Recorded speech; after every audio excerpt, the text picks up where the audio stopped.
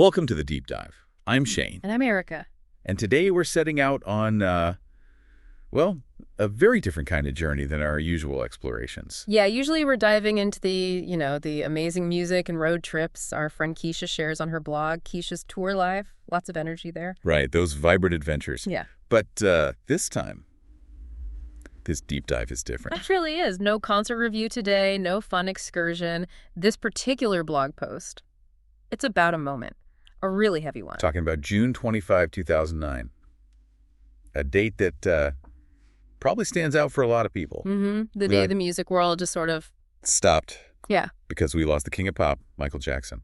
And even now, just saying that date, that name, yeah, it still brings up a lot, doesn't it? It really does. So we wanted to approach this, reflectively, calmly. It was a huge loss. A massive impact. And Michael Jackson, I mean, everyone knows the name, but he was more than just a pop star. Oh, absolutely. A global phenomenon. His talent, it really shaped so much, even though his time felt brief in some ways. Yeah. So our mission today really is to explore the immediate shock, the rawness of it all, through Kecia's own personal story from that day. And then maybe reflect a bit on that collective experience, how it hit everyone. So let's start with Kecia's account. June 25th, 2009.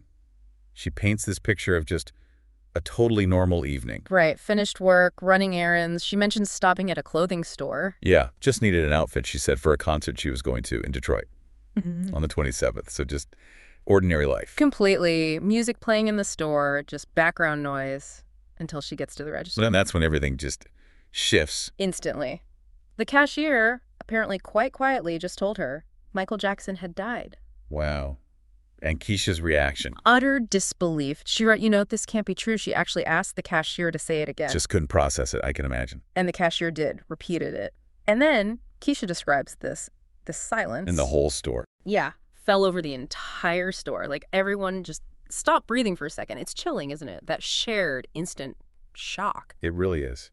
What do you think makes that specific moment, hearing it person to person like that, so different? Well, I think it speaks to how connected people felt to him, It wasn't just celebrity news. For so many, it felt personal. Like a tear in the fabric somehow. Exactly. That silence. It's like a shared intake of breath, a recognition that something huge was gone.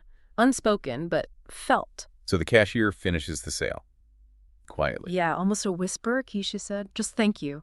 Kecia takes her bag, walks to her car, and then just sits there. Can't move. Can't move. Her phone starts going crazy. Calls, texts, voicemails, just blowing up. Yeah. But she couldn't answer. Just numb. That numbness, it's such a common reaction to shock, isn't it? Yeah. Before the reality hits. Totally. And even with her phone buzzing, reading messages like, "Are you okay? Did you hear?" I think it was still sinking in. So those messages were actually confirming it for her in a way. Yeah, solidifying it. She said she sat there for at least half an hour, just hoping, wishing it was some kind of mistake, Waiting for the retraction that never came. Exactly. That moment never arrived. God, that's heavy.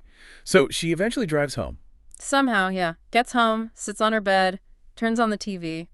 And that's when it becomes unavoidable. Completely. Every single channel. Same headline.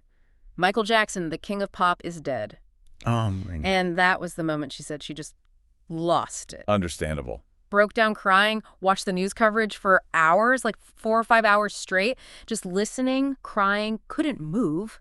Still felt like disbelief, she said. And the phone kept ringing. Kept coming in, friends checking on her. Because for her, she wrote, it felt like losing, quote, a family member, a best friend. That's how deep it hit. That's incredibly powerful. And it makes you think, doesn't it? I remember exactly where I was, that same feeling. And for you listening, take a second. Where were you when you heard? How did it hit you? It's one of those moments, isn't it? Like a collective bookmark in time. It shows how much he meant beyond just the songs. Definitely. It taps into that shared something, that emotional connection. Which often leads, after a loss like that, to people seeking each other out. Shared grief, shared healing. Right. And Kecia actually still had that concert planned in Detroit just 2 days later on the 27th. Yeah, she went, though she said she felt kind of disconnected, which makes sense. But being in Detroit, that city has such a connection to Michael Jackson's story. Exactly. Motown, Hitsville, where it all started for him and the Jacksons. So she knew she had to go there. Before heading home, yeah. She felt pulled towards the Motown Museum, wasn't sure what she'd find, but she needed to go. And what was it like? She described it as just So many fans, all gathered outside. Wow. Paying tribute? Yeah, leaving notes, cards, stuffed animals, photos, all for Michael. She said it was actually a beautiful sight to see. That must have been strangely comforting. She found it really healing, yeah. Being with others who felt it just as deeply, hearing his music playing, people sharing positive memories. Just love for him. A real communal space for mourning. Mm-hmm. It shows how art can bring people together, even in sadness. Definitely. And that collective mourning, it wasn't just Detroit, obviously. It was global. The public memorial service was set for July 7th. In Los Angeles, right, at the Staples Center. Mm-hmm. And here's another interesting bit from Kecia's story. She already had a trip planned to L.A. For the 4th of July weekend. Yeah, just to hang out with friends. Pure coincidence. So she was going to be in L.A. right around the time of the memorial. Exactly. And she was actually scheduled to fly out on the 7th, the day of the service. Oh. But they were doing this random lottery for tickets to attend the memorial. So she entered. She put her name in, ready to change her flight if she got picked. She didn't, ultimately. But still, the fact that she was there. And then there's another layer to it, a really amazing personal connection. Okay. Her friend, Jeffrey Daniel. Wait, the Jeffrey Daniel? Shalimar. The guy who taught Michael the moonwalk. That's the one. He's also apparently a cousin of the Jackson family. No way. Yeah, and he arrived in L.A. that weekend specifically to go to the service. So Kecia got to see him. She did. She, Jeffrey, and some mutual friends spent time together that weekend. That must have been incredible. She said they were reminiscing, bonding over their love for MJ, and Jeffrey was sharing his own personal stories, his memories of Michael. Wow. Talk about an intimate moment amidst all that huge public grief. Right. It just shows those personal threads woven into the massive global tapestry of his fame. So reflecting on all this, Kecia's experience, the crowds, the memories, it really underscores his title, doesn't it? The King of Pop. Yeah. The greatest entertainer of all time, some would say. The talent he gave the world was just immense. It really was. And that's why his death hit so hard globally. It wasn't just about the music, though the music was foundational. It was everything else, too. It was the performance, the dance. He redefined performance. Music videos weren't the same after Thriller. His choreography, his visual storytelling. He created a whole language almost. Exactly, a global language. He pushed boundaries constantly. So losing him felt like losing, a piece of shared history, something that connected people everywhere. Across cultures, across generations. That's why the art still resonates. It tapped into something universal. It's so clear listening to Kecia's story and just remembering that time. Yeah. The depth of feeling was extraordinary.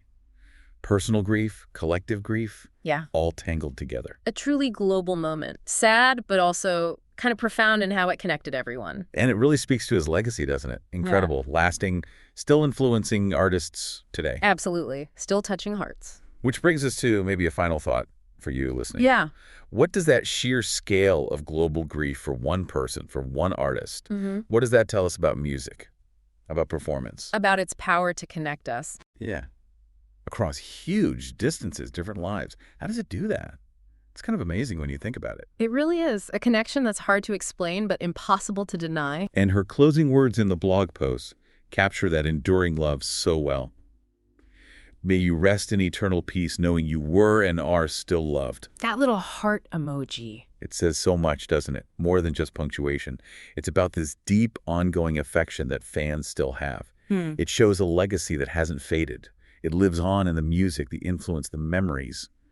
Art creating that lasting bond. So what does this all mean as we think about Kecia's story? Well, I think it shows that figures like Michael Jackson, they're more than just entertainers.